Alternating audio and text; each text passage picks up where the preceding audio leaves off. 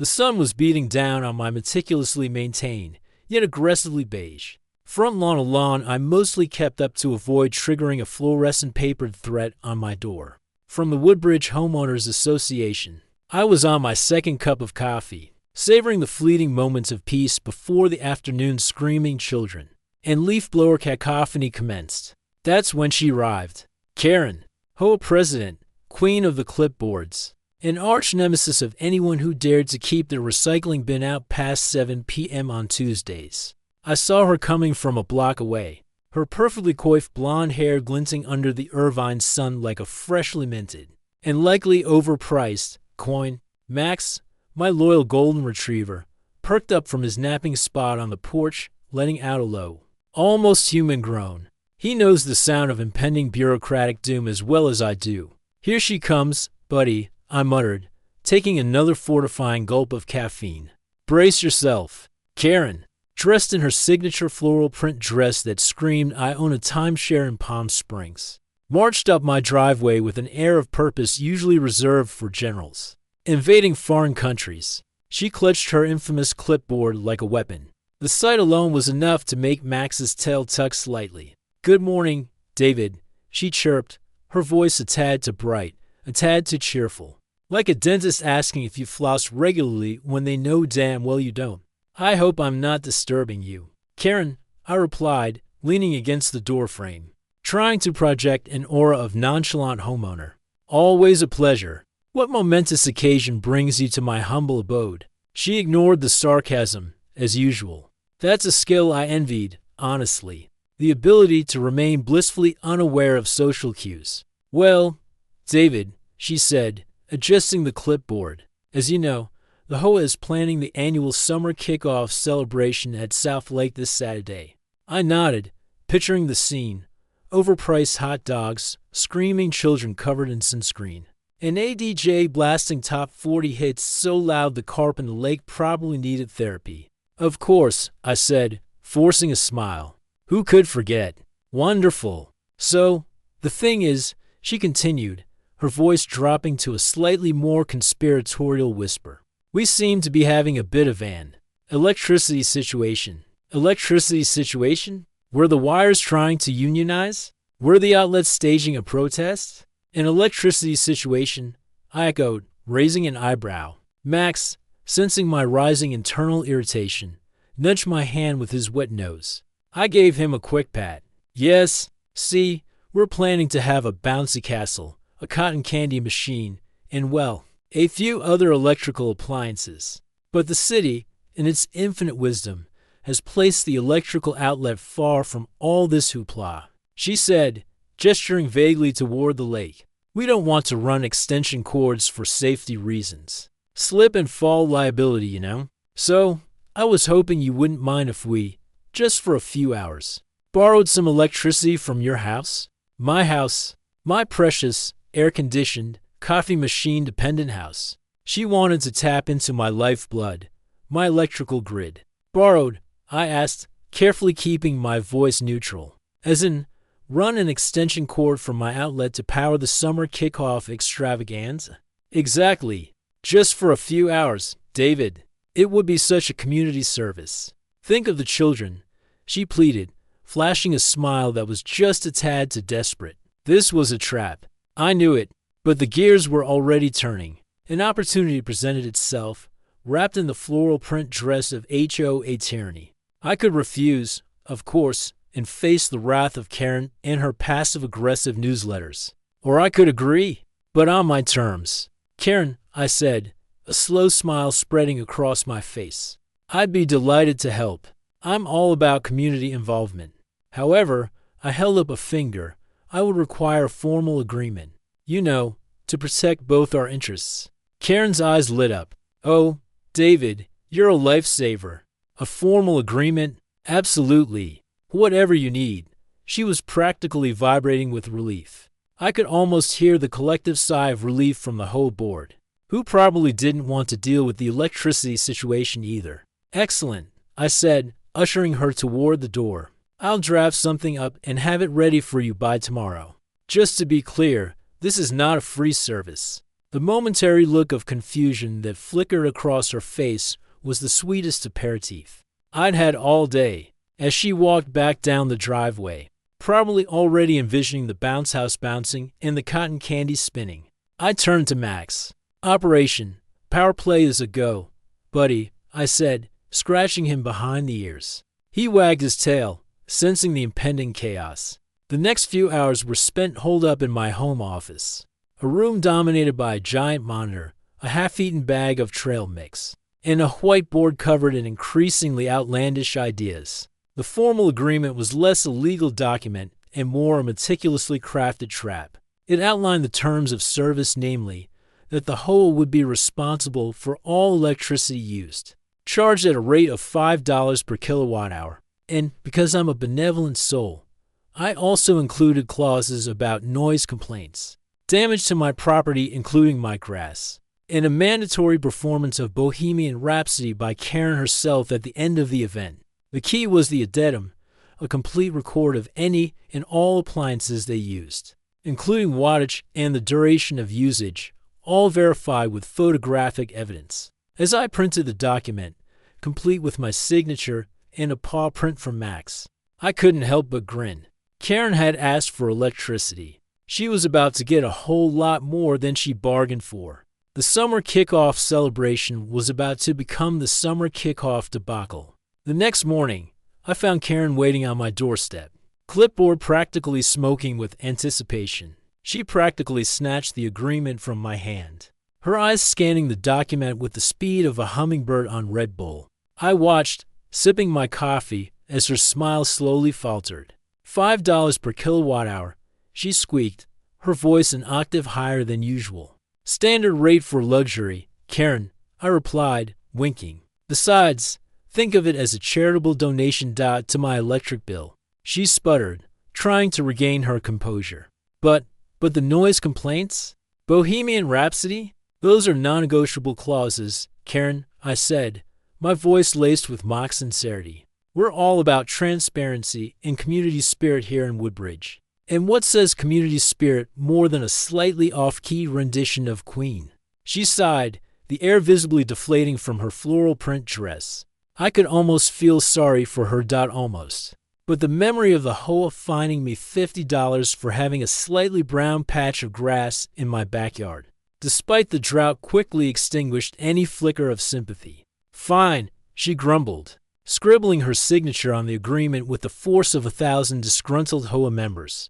"But I expect this to be discreet. No gloating, David." "Wouldn't dream of it," I lied, taking the signed document. Max, who had been watching the entire exchange with a doggy grin, wagged his tail triumphantly. The day of the summer kickoff celebration dawned bright and sunny, the kind of day that made you want to slap on some sunscreen and complain about the heat. From my living room window, I could see the organized chaos unfolding at South Lake. The bouncy castle was inflated, the cotton candy machine was churning out fluorescent pink clouds, and children were already screaming with delight. Or maybe they were screaming in terror at the prospect of sugar-induced hyperactivity. Hard to tell. I spent the morning preparing my tools, a notebook, a pen, and my trusty camera. Max, sensing the importance of the mission, dutifully trotted beside me as I ventured out into the battlefield. The sight at South Lake was even more glorious and terrifying up close.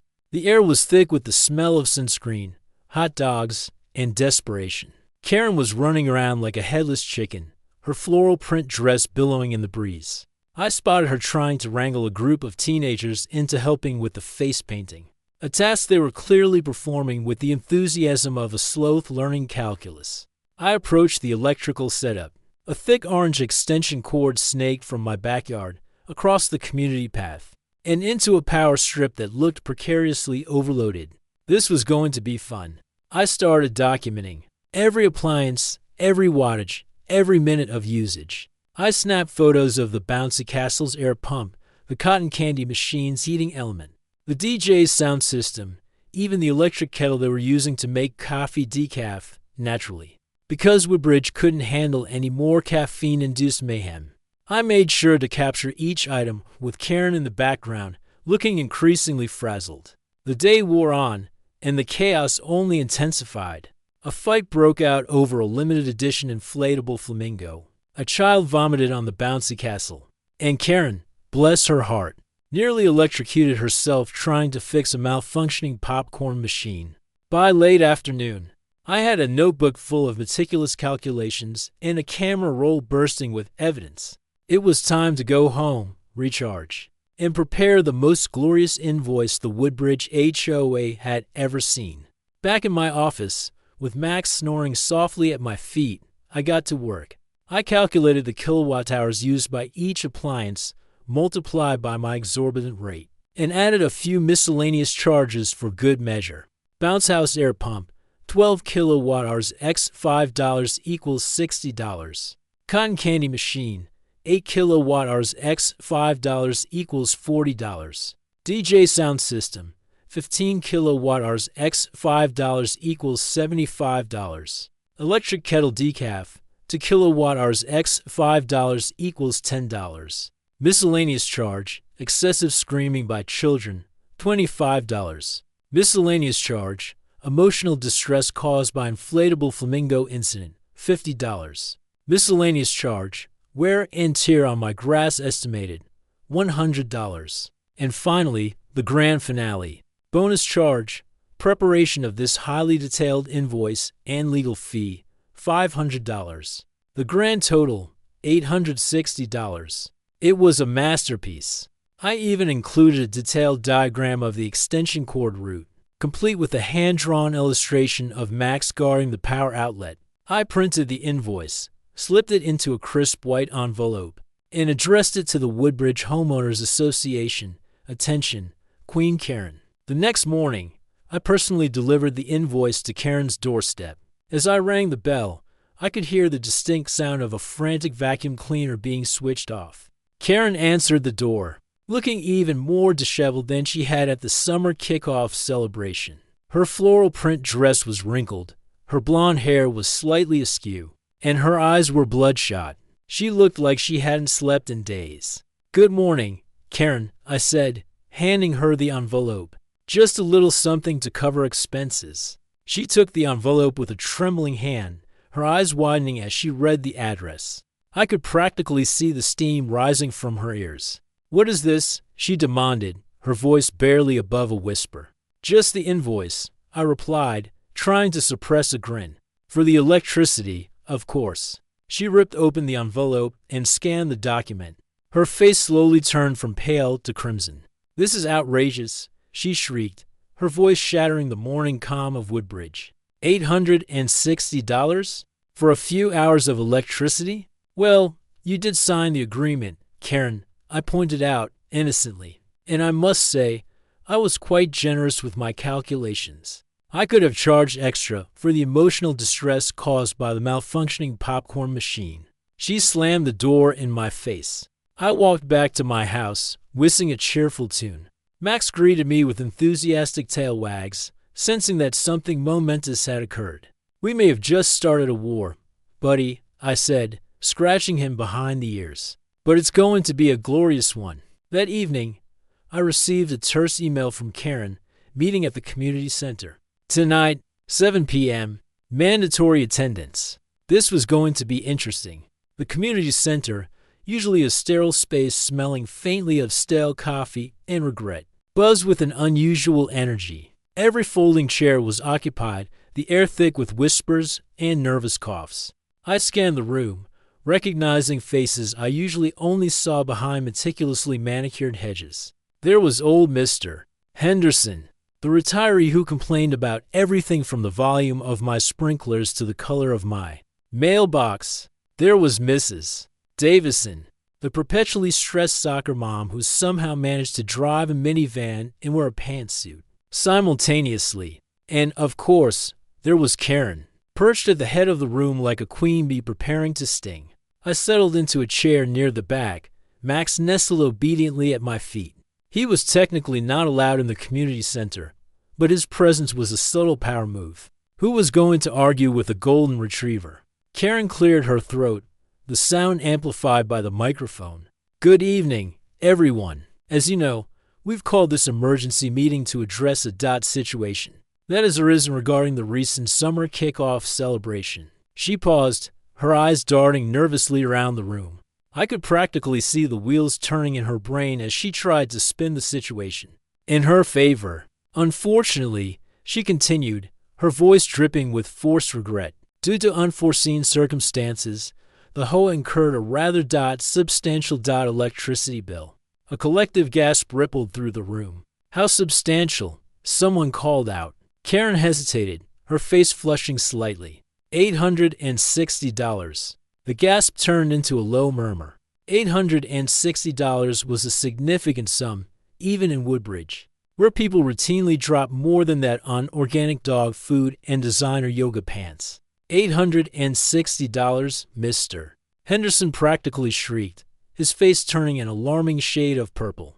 For electricity? What in tarnation were you powering? The Death Star? Karen glared at Mr.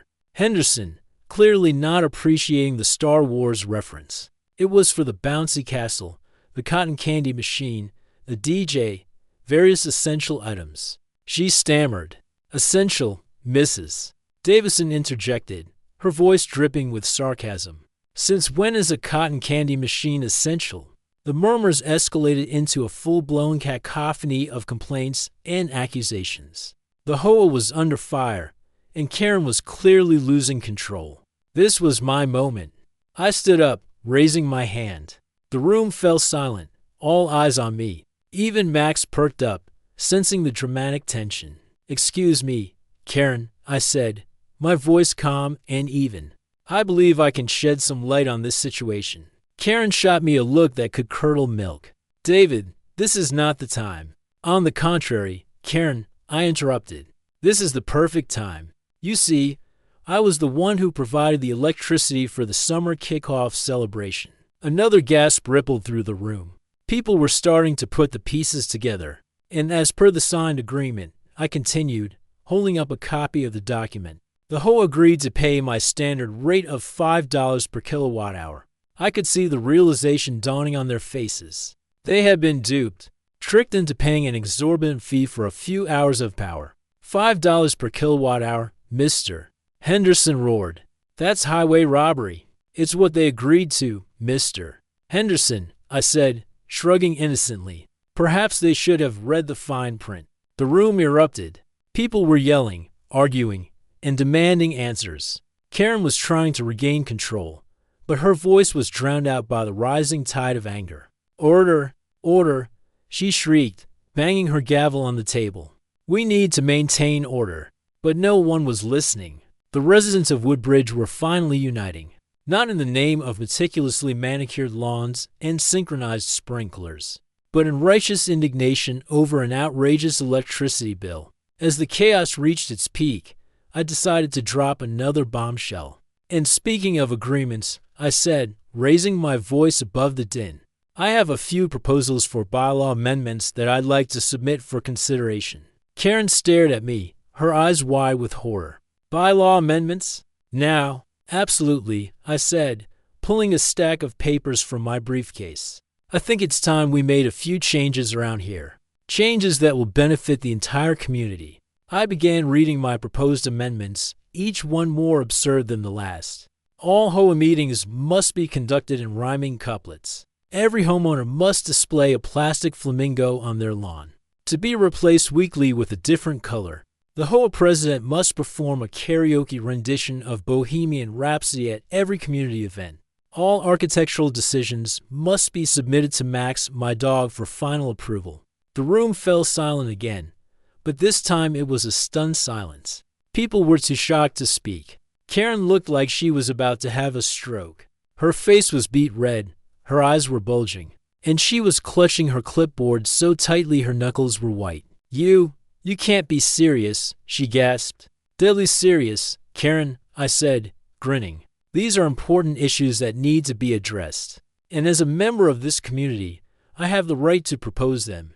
The stunned silence slowly gave way to laughter. People were chuckling, then guffawing, then roaring with delight. Even Mr. Henderson cracked a smile. The absurdity of my proposals had broken the tension, diffusing the anger and turning the meeting into a complete farce. Karen, defeated and humiliated, slammed her gavel on the table one last time. "Meeting adjourned," she shrieked, before storming out of the room. As the residents of Woodbridge filed out, buzzing with excitement and disbelief, I felt a surge of satisfaction. I had challenged the Hoa, exposed their hypocrisy, and rallied the community to my cause. And I had done it all with a little sarcasm, a well-crafted agreement, and a few strategically placed plastic flamingos. The reign of Queen Karen was far from over, I knew that. But for now, at least, the underdogs had won. The aftermath of the community center meeting was a whirlwind. The proposed bylaw amendments became a local legend, spreading like wildfire through the meticulously manicured grapevine of Woodbridge. Some found them hilarious, others outrageous, and a few even thought they were good ideas. The plastic flamingo movement gained surprising traction, with neighbors covertly exchanging tips on where to find the most garish shades of pink and lime green. And the image of Karen being forced to sing Bohemian Rhapsody became a recurring theme. In the Woodbridge community Facebook group, much to her chagrin, I'm sure. Of course, Karen wasn't going to take this lying down. The next day, I received a formal letter from the Hoa, printed on thick, expensive paper, detailing a violation of community standards.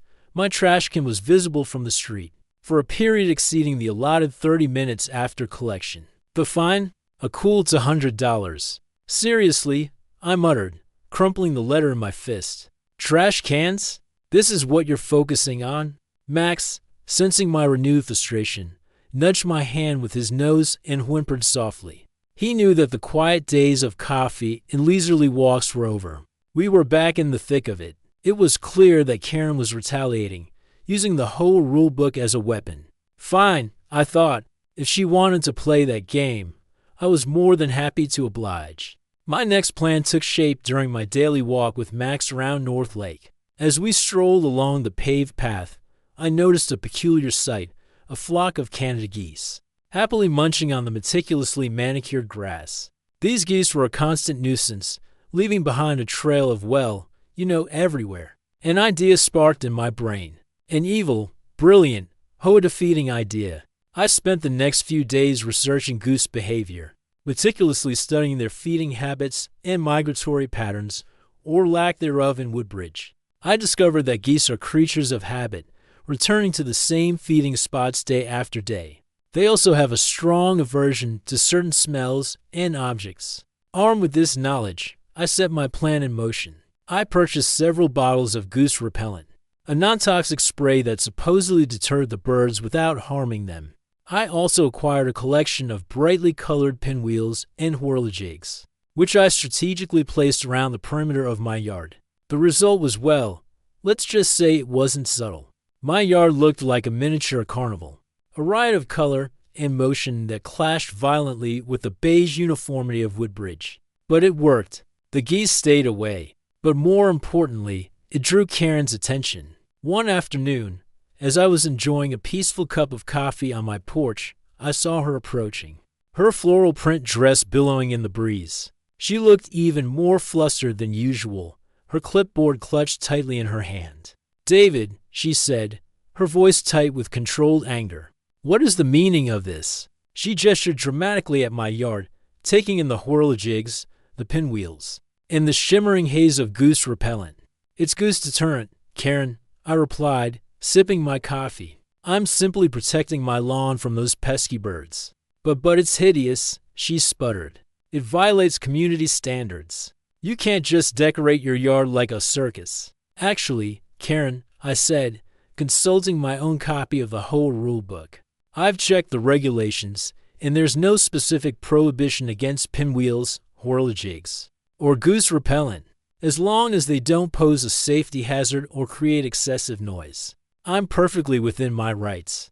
Karen stared at me, speechless. She flipped through her clipboard, frantically searching for a loophole, but came up empty. But it's not in keeping with the community aesthetic," she finally sputtered. "Aesthetic is subjective, Karen," I replied, shrugging innocently. "Besides, I think it adds a certain je ne sais quoi to the neighborhood."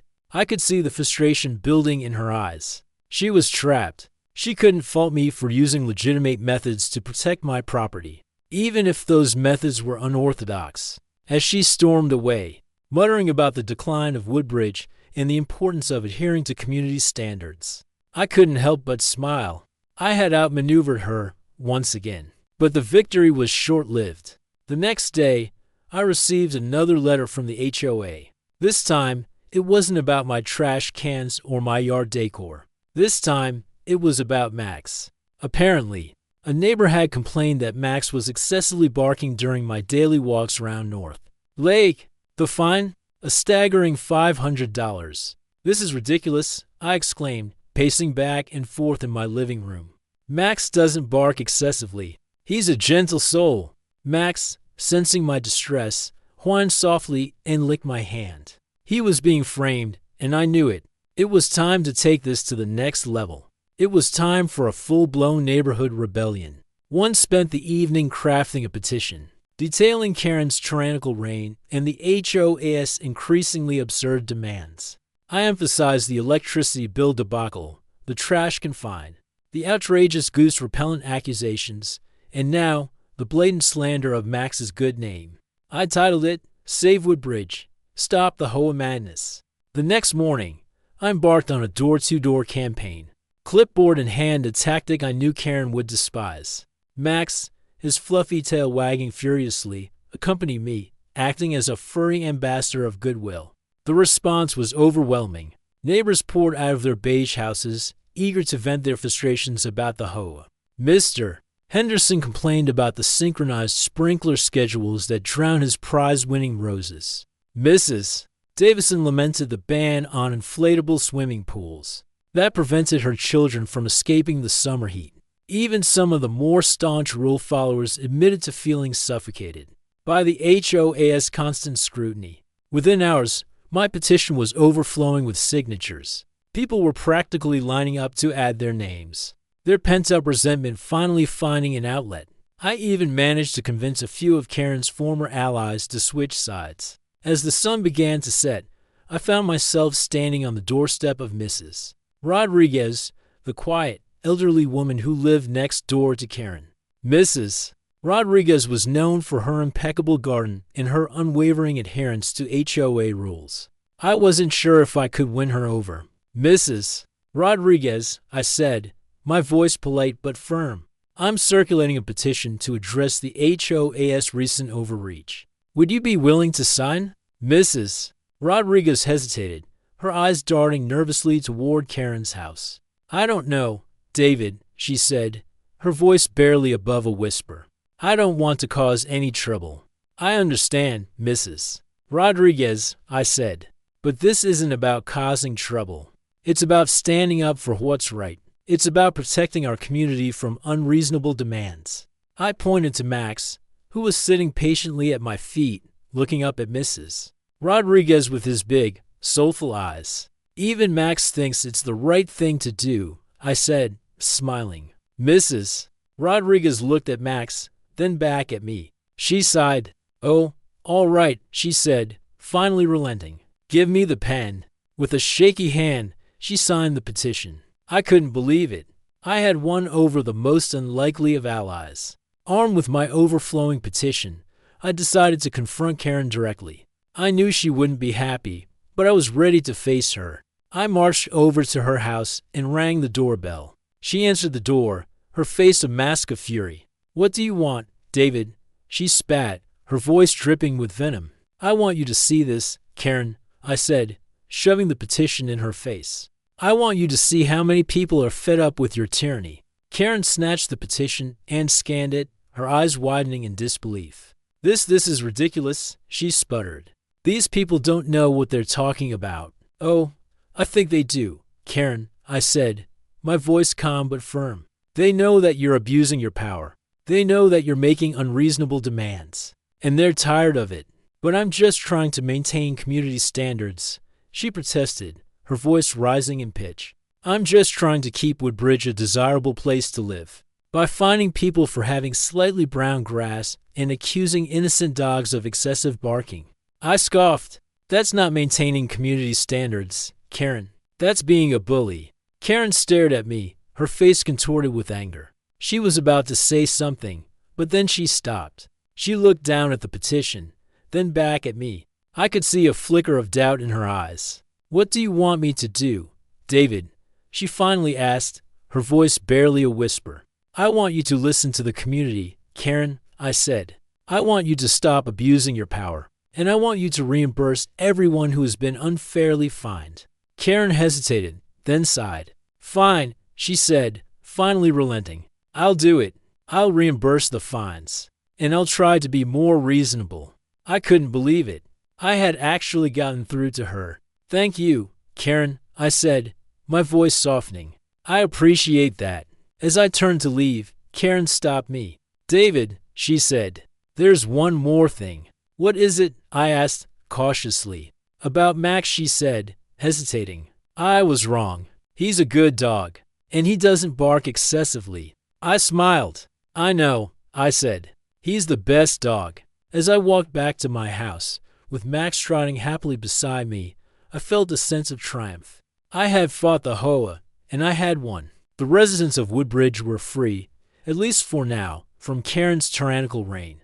But as I reached my doorstep, I noticed something strange. There was a new sign posted on my lawn. It was a small, unassuming sign, but it sent a chill down my spine. It read, "Attention, Woodbridge residents. New initiative. Mandatory community sunrise yoga. 5 a.m. sharp." I groaned. It seemed my battle with Karen and the HOA was far from over. This was just a new outlet, and I had a feeling it was going to be even more absurd than the last. The fog hung heavy over Woodbridge, clinging to the manicured lawns and casting an eerie glow on the Hoa signs. That seemed to multiply overnight. 4:30 a.m. My alarm shrieked its pre-dawn death knell, dragging me from a dream where I was negotiating a truce between the Canada geese and a squadron of miniature vacuum cleaners. Sunrise yoga. 5 a.m. Mandatory. Karen, it seemed, was not one to let sleeping dogs or disgruntled homeowners lie. "This is a declaration of war, Max," I mumbled, stumbling towards the coffee maker. Max, ever the optimist, thumped his tail against the floor. He probably envisioned a synchronized downward-facing dog routine with the entire neighborhood. I, however, envisioned something a little different. The petition victory had been sweet, but fleeting. Karen had grudgingly reimbursed the fines and promised to be more reasonable. But the underlying spirit of Hoa control remained. And now, this mandatory sunrise yoga? It was an invasion of privacy, a blatant disregard for personal schedules, and, frankly, a recipe for disaster. I could barely touch my toes after a glass of wine, let alone at 5 in the freaking morning. "Time for a little persuasion," I muttered, grabbing a mug of coffee strong enough to jumpstart a small airplane. My plan began to take shape as I surveyed the neighborhood through the fog-streaked window. The uniformly beige houses, the perfectly symmetrical hedges, the unsettling silence broken only by the rhythmic hum of synchronized sprinklers. It was all so predictable, and predictability, as any good prankster knows, is the enemy of tyranny. My weapon of choice? Garden gnomes. Not just any garden gnomes, mind you. I'm talking about the most offensive, outlandish, and downright bizarre garden gnomes I could find. I scoured online retailers and back-alley garden supply stores, unearthing a collection that would make even the most hardened gnome enthusiasts blush. There were gnomes mooning, gnomes fishing with miniature beer cans, gnomes riding motorcycles, and even a gnome dressed as Elvis. The mission, Operation Gnome Liberation. Max, sensing the excitement, bounced around my feet, eager to assist. He didn't quite grasp the nuances of subversive gnome placement, but his enthusiasm was infectious. We waited until the fog was at its thickest, obscuring our movements from prying eyes. Then, armed with a backpack full of gnomes and a healthy dose of mischief, we set out. Our targets, Karen's front lawn, and every lawn belonging to the most devout Hoa rule followers. The gnome placement was an art form, a strategically positioned mooning gnome peering out from behind Karen's prize-winning petunias, a gnome fishing with a beer can dangling precariously close to Mr. Henderson's meticulously manicured rose bushes, and as a final touch, a gnome dressed as Elvis serenading Mrs. Davison's minivan. By 4:55 a.m., the gnome liberation was complete. The fog was still thick, but the neighborhood was subtly, hilariously, irrevocably altered. I retreated back to my house, brewed another cup of coffee, and waited. At precisely 5 a.m., the Woodbridge Community Sunrise Yoga class commenced on the grassy knoll overlooking South Lake.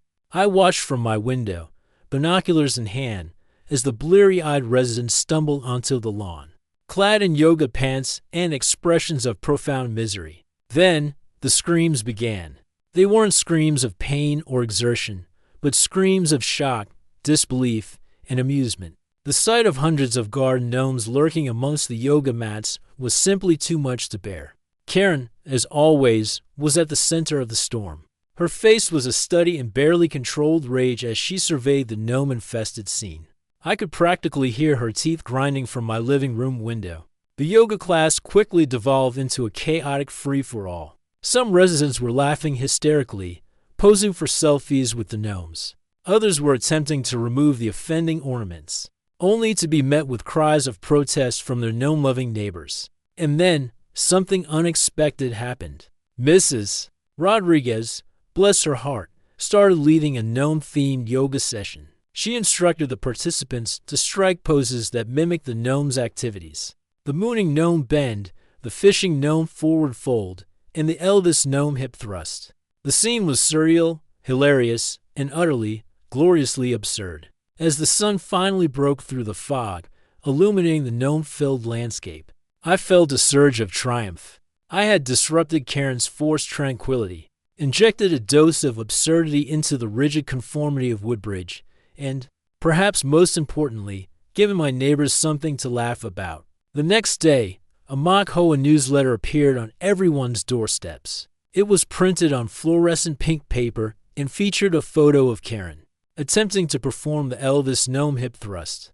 The headline read, Woodbridge Hoa embraces new aesthetic, gnomecore, mandatory gnome placement on all properties effective immediately. Karen never officially acknowledged the garden gnome incident, but the mandatory sunrise yoga sessions were quietly canceled. And for a brief, glorious period, the residents of Woodbridge embraced their inner gnomes, filling their lawns with a collection of bizarre and wonderful ornaments. The war with the HOA was far from over, I knew that.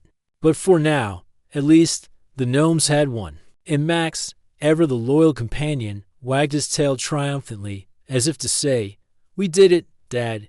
We brought the gnome-wide times back to Woodbridge." As for Karen, I'm sure she's plotting her next move. And I'll be ready. After all, in the battle for suburbia, the only thing more powerful than a perfectly manicured lawn is a well-placed garden gnome.